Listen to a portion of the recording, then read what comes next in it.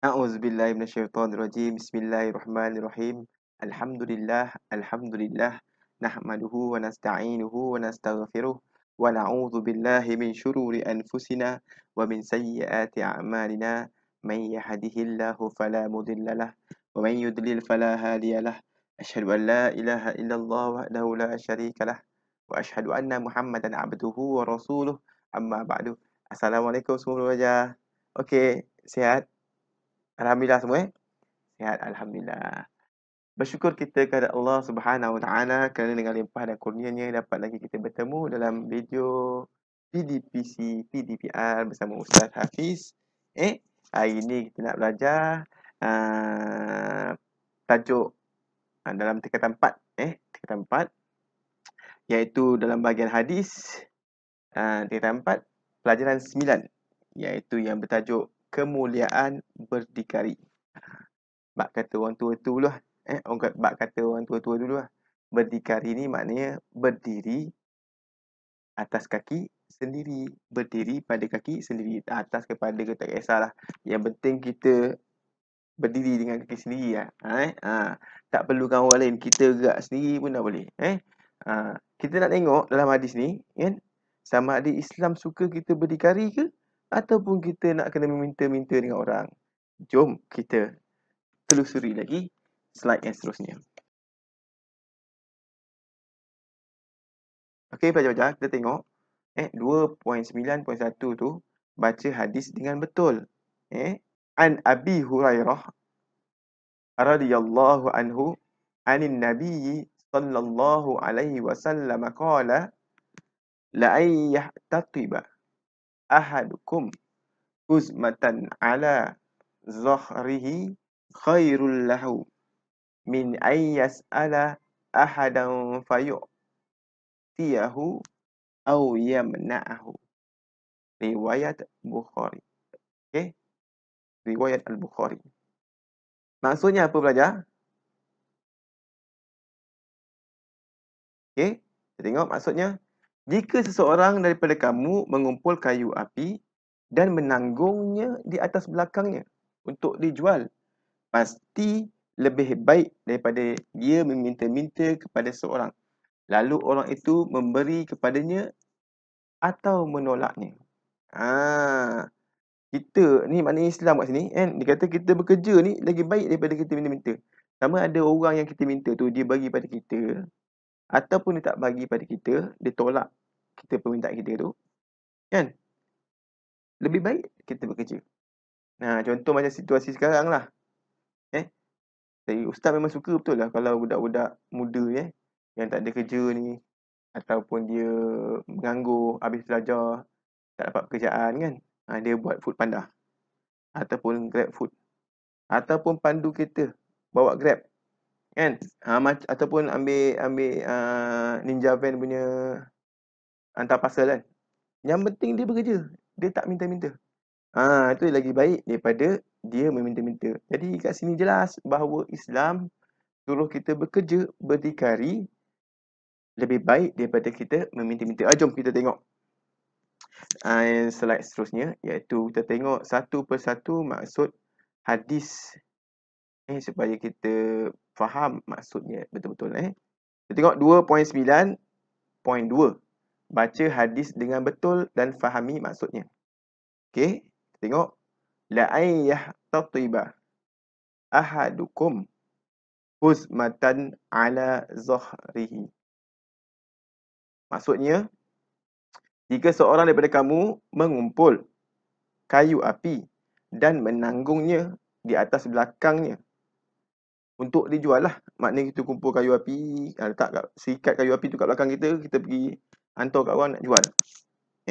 Maknanya kat sini Nabi kata kita bekerja lah. Kita tengok yang potongan kedua. Khairul lahu min ayyas ala ahada. Pasti lebih baik daripada dia minta-minta kepada seorang. Jelas pelajar-pelajar bahawa kita ni bekerja lagi baik daripada kita meminta-minta dengan orang. Okey. Sama ada orang yang kita minta tu dia bagi atau tidak, ataupun dia tolak. kerja tu lebih baik. Tengok yang ni. Potongan yang ketiga ni. Fayu'tiyahu au yamna'ahu. Lalu orang itu memberi kepadanya ataupun menolaknya. Maka Nabi kat sini jelas kata, baiklah kita bekerja daripada kita meminta-minta pada orang, sama ada orang tu bagi ataupun tak. Bekerja tu sebenarnya lagi baik. Zaman ni jam kan, orang buat food panda kan, buat GrabFood, buat Ninja Van, buat apa tu, Lalamove, buat macam-macam lah nak buat sekarang ni. Grab car, macam-macam. Tinggal kita nak tak nak buat je. Kalau tak mampu beli kereta nak buat Grab, kita buat GrabFood, naik motor je. Motor E x5 pun dah boleh buat lah. Dulu Ustaz masa zaman belajar tu kan, Ustaz sebelum tunggu habis semester nak masuk semester baru tu, Ustaz kerja dekat Mary Brown, KFC, McD kan. Bawa jadi rider. Dulu jadilah sejam masuk RM3.50 ya bayar. Ataupun RM3. Kemudian kalau kita buat jadi rider tu, hantar makanan dulu, zaman-zaman dulu mana ada macam ni jam kan. Ada food panda, GrabFood. Kalau ada food panda, GrabFood memang Ustaz buat lah kan. Tapi memang Ustaz suka naik motor kan. Tapi sekarang dulu tak ada. Dulu tak ada, so Ustaz jadi rider je, hantar. Kalau ada makanan nak hantar kat orang tu kan. Satu trip tu RM3. Katanya syarikat bagi, KFC bagi ke, Mary Brown bagi ke. Seronok. Yang penting kita berusaha dengan kaki kita sendiri. Pelajar-pelajar yang dia kasih sekalian, kita tengok spektrum ilmu. Spektrum ilmu tu menceritakan Nabi-Nabi dulu pun bekerja untuk menyara kehidupan keluarga dan diri mereka sendiri. Jom kita tengok. Jom. Okey pelajar-pelajar, kita tengok spektrum ilmu. Antara pekerjaan para Nabi dan Rasulullah SAW untuk menyara kehidupan keluarga, termasuklah kita tengok tu Nabi Adam. Manusia pertama diciptakan ke dunia ni. Nabi Adam dulu bekerja sebagai petani. Bila Nabi Adam turun ke dunia kan, daripada syurga tu, Allah campakkan Nabi Adam dengan isterinya setiawa ke dunia. Nabi Adam dia bekerja sebagai petani pelajar. Bekerja juga, mana ada relax, tak relax. Duduk dia dapat duit, tak dapat, John, tak dapat. Dia mesti bekerja pun dapat. Dia mesti berusaha pun dapat. Kena korbankan masa baru dapat. Ini kalau duduk saja je, malas-malas, tak dapat. Allah tak suka. Islam pun tak ajar kita begitu. Kemudian Nabi Idris. Nabi Idris tukang jahit. Okey. Kita tengok Nabi Musa. Nabi Musa penternak kambing. Okey. Nabi Daud tukang besi. Nabi Daud kan dia ada apa? Kebolehan untuk melenturkan besi kan. Nabi Idris pun dulu ada kebolehan, kemampuan dia untuk menjahit baju. Nabi Zakaria kerja apa? Nabi Zakaria tukang kayu. Nabi Muhammad SAW, Nabi yang kita sayangi, penutup segala nabi, pengembala kambing. Bekerja sebagai pengembala kambing. Kemudian Nabi jadi peniaga. Jadi Nabi-Nabi kita pun dulu bekerja. Perkara ini dalam kitab Qasasul Anbiya karangan Imam Ibnu Katsir. Jangan main-main lah. Kita kena kerja. Kita kalau malam-malam tak dapat, John. Tak dapat. Okey. Kita tengok yang seterusnya. Konsep berdikari. Konsep berdikari. Macam mana ni konsep berdikari dalam Islam ni? Berdikari bermaksud berusaha sendiri dan tidak bergantung pada bantuan orang lain. Yang pertama, menggunakan potensi diri yang dikurniakan oleh Allah SWT seperti kekuatan tubuh badan dan kecerdikan akal untuk yang bermanfaat. Kita ada tenaga, kita ada tubuh badan yang sihat, bekerjalah. Kadang-kadang yang ada pakcik tu tua-tua gigil-gigil lagi pun kerja lagi. Ini kita remaja sihat walafiat, malas nak kerja. Nombor 2, membebaskan diri daripada bergantung pada pihak lain demi memelihara maruah dan kemuliaan diri. Ketiga, meyakini kemampuan diri untuk melaksanakan sesuatu tugas.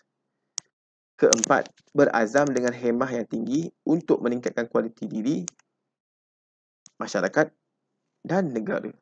Kelima, berusaha dengan bersungguh-sungguh untuk menyara kehidupan. Nyara kehidupan kita, nyara kehidupan keluarga, jadi kita jadikan kehidupan kita lebih baiklah, daripada dulu-dulu kan.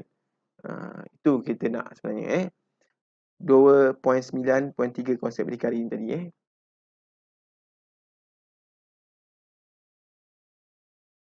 Okay, kita tengok spektrum ilmu, Al-Mikdam radhiyallahu anhu meriwayatkan bahawa Rasulullah sallallahu alaihi wasallam bersabda, "Ma akala ahadun ta'ama qattu khaira min ay ya'kula min amali yadihi wa inna nabiyyallahi Daud alaihi salam kana ya'kulu min amali yadihi." Al-Mikdam meriwayatkan bahawa Rasulullah SAW sabda, maksudnya tidak memakan seseorang suatu makanan yang lebih baik daripada memakan daripada hasil kerja tangannya sendiri, dan sesungguhnya Nabi Allah Daud AS makan daripada hasil kerja baginda sendiri. Riwayat Al-Bukhari. Riwayat Al-Bukhari. Jadi kat sini jelas Islam kata lebih baik kita bekerja sendiri, dapat makan daripada makanan hasil tangan kita sendiri daripada meminta-minta daripada orang lain. Jelas belajar? Okey. Kita tengok kelebihan berdikari.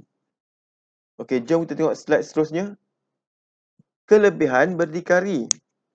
Yang pertama dari segi aspek agama, menjadikan Islam dipandang tinggi kerana umatnya rajin berusaha. Yang kedua, dari aspek ekonomi, mendapat sumber pendapatan yang diyakini halal. Ya, kita kerja sendiri kan. Kita tahu sumbernya.